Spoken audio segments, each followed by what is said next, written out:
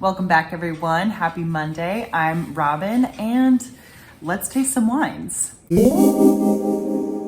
So what I have in front of me right here are the 4 different peach wines that I've been fermenting. You can check out that video right here if you want to see exactly how I did the fermentation. But ultimately, I took the same exact reject peach base and fermented it using 4 different yeast strains. Now they all fermented out completely differently, but now we're all at the same point. They have essentially fermented out dry, and all of them are sitting at just around 11% ABV. Just as a recap, this one was fermented using distiller's yeast, which is used for distilling purposes usually, not typically for making wine.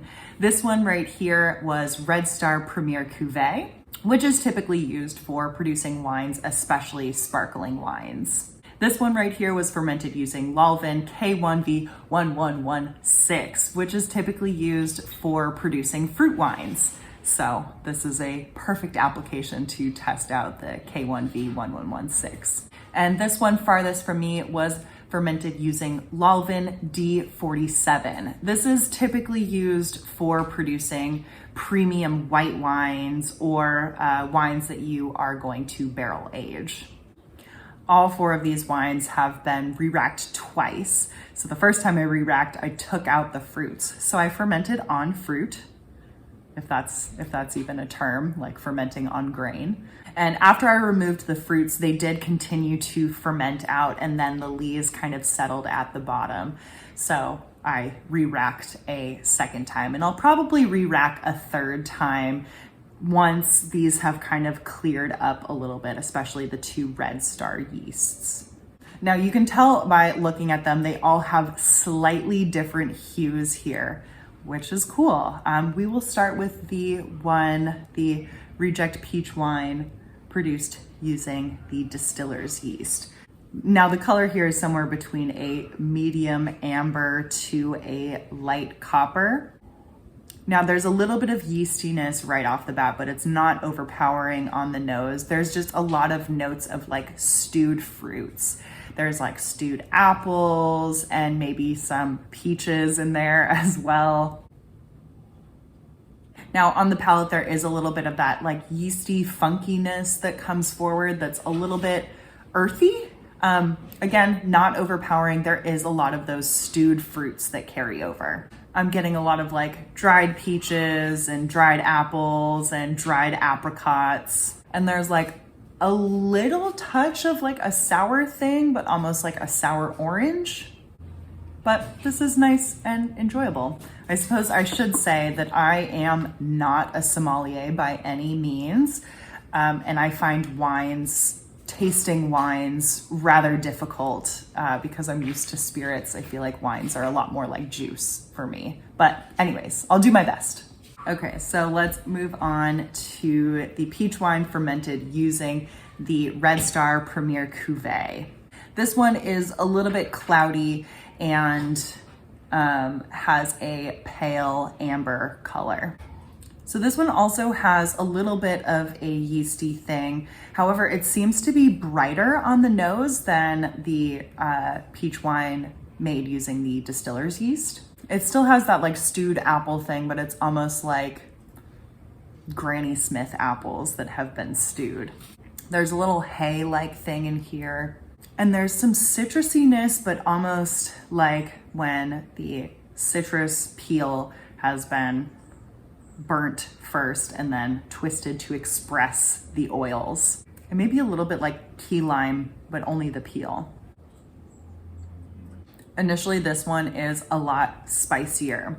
There's some nutmeg and maybe some cardamom in there too.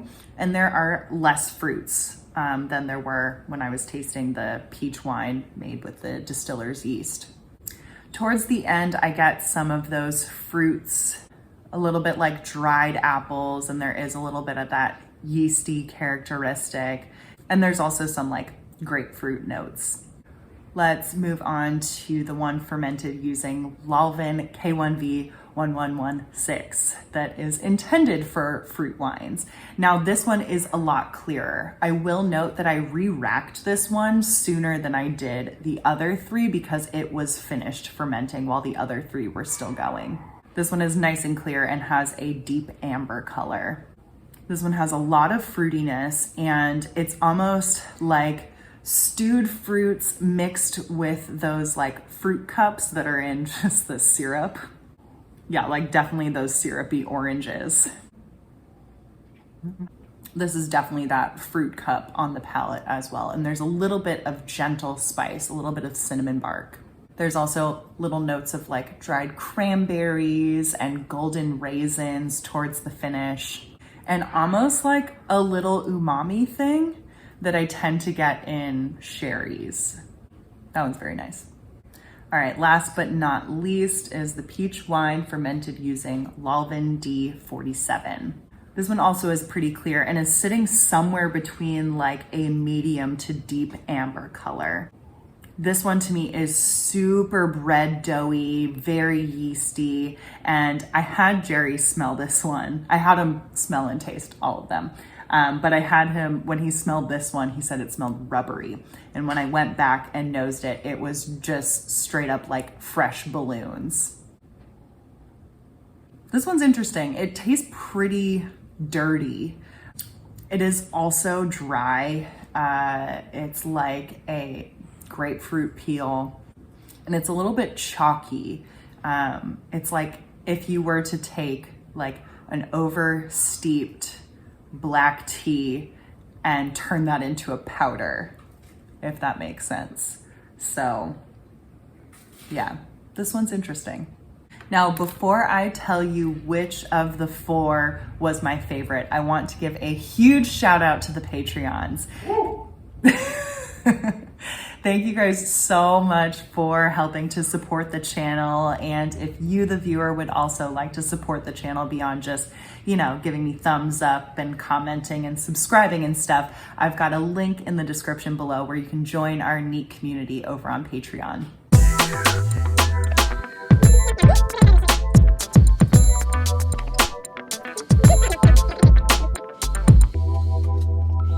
I think there were kind of clear winners here if you couldn't tell based on my tasting notes.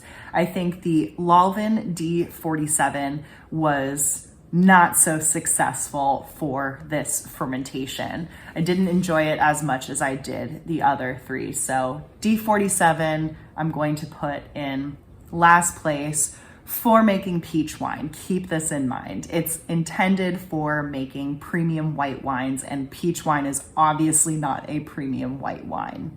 Then in third place, I think I would put the Red Star Premier Cuvée. It was enjoyable, but it did have a lot of spice right off the bat. Yeah, so I didn't think it highlighted the peaches as much as it could have, but I think in second place, which surprised me a little bit, I would put the distiller's yeast. Yeah, I thought it highlighted the fruit nicely or let the peachy fruit flavors shine forward. I honestly didn't have high hopes for it because, you know, it's distiller's yeast. I don't know. I didn't have high expectations for making fruit wine using distiller's yeast, but it pleasantly surprised me. It was pretty similar in flavor profile, I'd say, to the Premier Cuvée. So that would mean in first place, I would put the Lalvin K1V 1116, which is intended to be used for fruit wine. So this makes sense. And I'm actually really happy that it worked out. I did try a peach wine fermentation way back using the Lalvin K1V 1116, and I didn't have great success, but I think that was more of a user error here. All of these fermented out dry, and I was a little bit surprised because in the past, I haven't had the reject peach wines ferment out dry. I think this is how I bring the peaches to a boil. I do that in order to kill any wild microbes before pitching the fermentation. And I think just whatever I had done prior to that fermentation just didn't, you know, kill everything, didn't wipe everything out. And so I think there was a lot of contamination in that fermentation, preventing the K1V1116 from actually fermenting out all of the wonderful sugars from the peaches. So anyways, I'd say this was a successful experiment because I did get everything to ferment out to nearly dry.